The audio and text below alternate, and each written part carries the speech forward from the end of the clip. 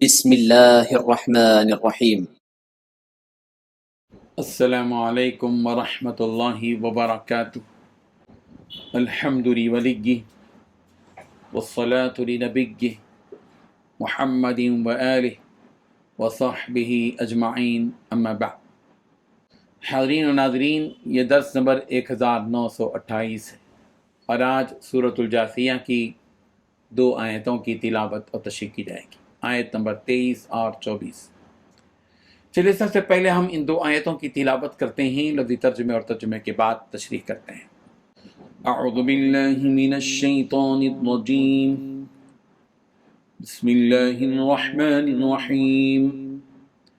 افرأیت من اتخذ الہہ ہواہ وأضلہ اللہ علی علم وختم علی سمعہ وقلبہ وجعل على بصره غشاوة فمن يهديه من بعد الله أفلا تذكرون وقالوا ما هي إلا حياتنا الدنيا نموت ونحيا وما يهلكنا إلا الدهر وما لهم بذلك من علم إن هم إلا يظنون صدق اللہ العظیم۔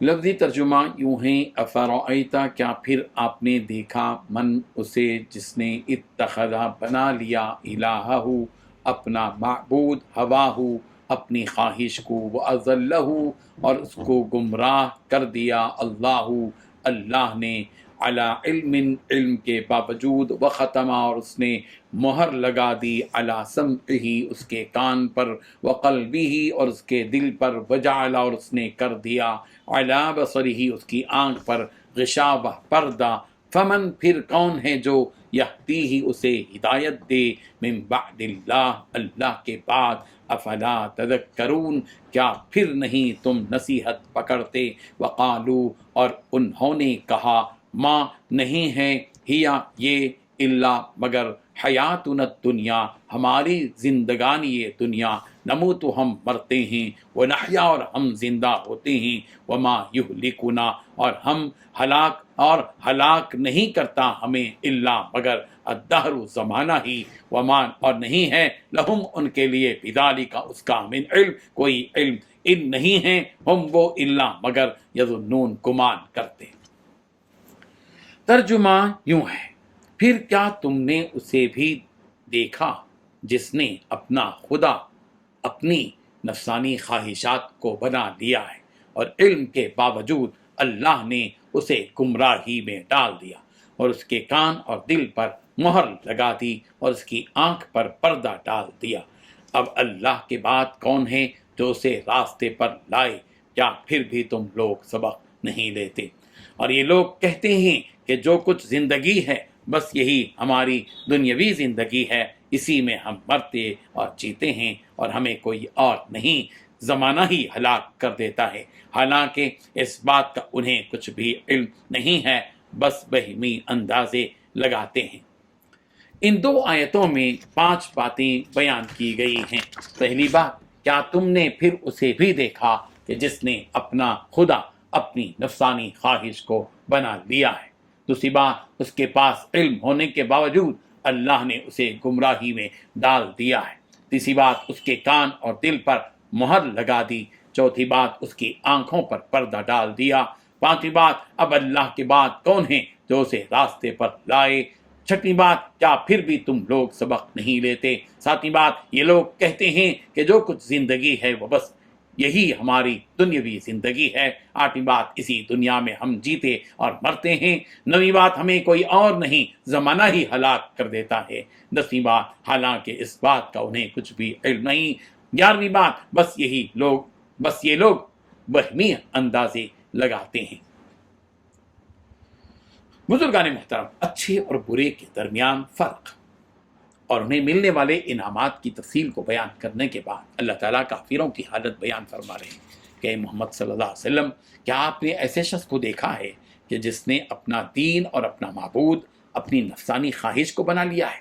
اسے اس کا نفس جس کام کے کرنے کو کہتا ہے بس وہ وہی کام کرتا ہے، اور اس کا جی جس کام کے کرنے کو نہیں چاہتا وہ اسے چھوڑ دیتا ہے۔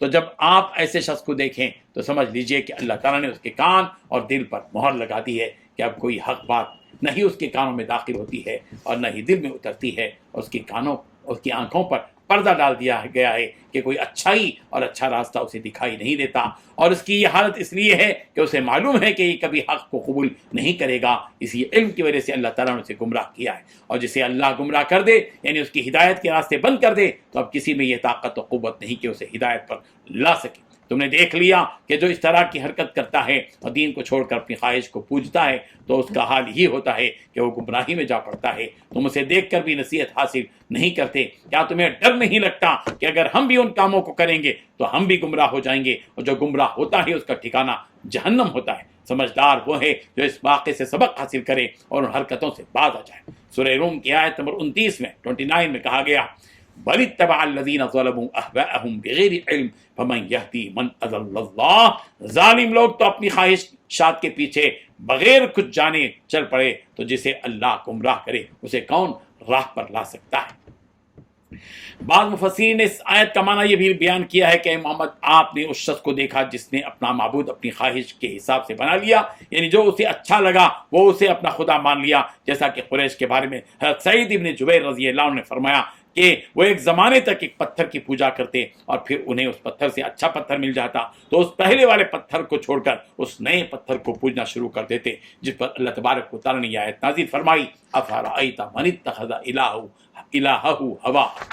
اور امام زہیلی رحمہ اللہ نے یہ بھی روایت نقل کی ہے کہ یہ آیت حارث بن قیس سہمی کے بارے میں نازل ہوئی۔ یہ ان لوگوں میں سے تھا جو نبی رحمت صلی اللہ علیہ وسلم کا مذاق اڑاتے تھے۔ اس آیت سے ایک اہم بات کا پتہ چلتا ہے کہ انسان شریعت کے سامنے اپنی خواہشات کو بالکل دبا کر رکھے کہ اگر اس کا نفس اسے کسی ایسی چیز کے کرنے کا حکم کرتا ہو جس کی اسلام نے اجازت نہیں دی تو اسے اس چیز کو چھوڑ دینا چاہیے۔ اگر وہ اپنی خواہش کو اسلام اور دین پر ترجیح دے گا تو ممکن ہے کہ اس کا بھی حال یہی ہو جو اس آیت میں بیان کیا گیا۔ ایک مسلمان کو چاہیے کہ اپنی خواہش اسلام کی تعلیمات کے مطابق بنا لے۔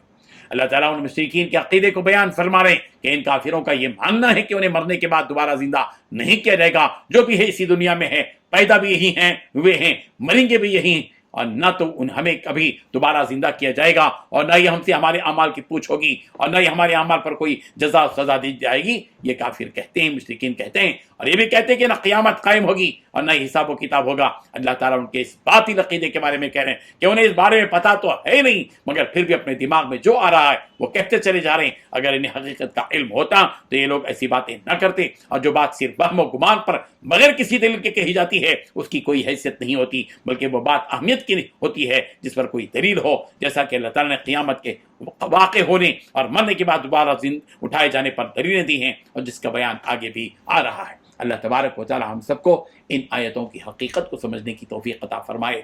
آمین۔ وآخر دعوانا ان الحمد للہ رب العالمین۔